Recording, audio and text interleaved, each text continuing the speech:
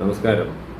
നമ്മൾ സ്ഥിരമായി നടന്നു പോകുന്ന സമയത്ത് നമുക്കെന്തെങ്കിലും തട്ടുമുട്ട് പറ്റുകയോ അല്ലെങ്കിൽ വേറെ എന്തെങ്കിലും കാരണം കൊണ്ട് ശരീരത്തിൽ നീർക്കെട്ട് ഉണ്ടാവുകയാണെങ്കിൽ അല്ലെങ്കിൽ നീര് ഉണ്ടാവുകയാണെങ്കിൽ അതിന് നമുക്ക് വീട്ടിൽ ചെയ്യാൻ പറ്റുന്ന ഒരു ചെറിയൊരു പൊടിക്കൈ പറഞ്ഞുതരാം. അപ്പോൾ അതിന് നമുക്ക് വേണ്ടത് കാവിക്കല്ലെന്ന് പറയുന്ന ഒരു മണ്ണാണ്. നമ്മുടെ ഈ പറയുന്ന മരുന്നുകളെല്ലാം തന്നെ നമ്മുടെ അടുത്തുള്ള അങ്ങാടി കടയിൽ അല്ലെങ്കിൽ വൈദ്യശാലകളിൽ ലഭ്യമായിട്ടുള്ളതാണ്. അപ്പോൾ കാവിക്കല്ല് വാങ്ങുക, നന്നായിട്ട് പൊടിക്കുക, അതിന് കൂടെ കുറച്ച് കുന്തിരിക്കം ഇടുക. മണിക്കുന്തിരിക്കം എന്ന് പറയുന്ന വെള്ളക്കുന്തിരിക്കമാണ് ഏറ്റവും നല്ലത്. അപ്പോൾ അത് കുറച്ച് കുന്തിരിക്കം അതിൽ പൊടിച്ച് ചേർക്കുക.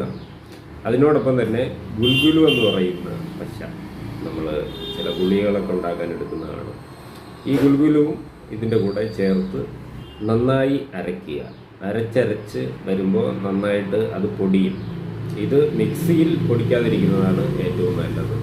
മിക്സി കുറച്ച് നേരം കറങ്ങുമ്പോൾ അത് ഹീറ്റ് ഉണ്ടാകുന്നത് കൊണ്ട് വീണ്ടും അരക്ക് പോലെ ആവാൻ സാധ്യതയുണ്ട്. അതുകൊണ്ട് കുഴിയമ്മിയിലോ അല്ലെങ്കിൽ കല്ലുരലുകളിലോ തട്ടിപ്പൊട്ടിച്ച് നന്നായി പൊടിച്ചെടുക്കേണ്ടതാണ്.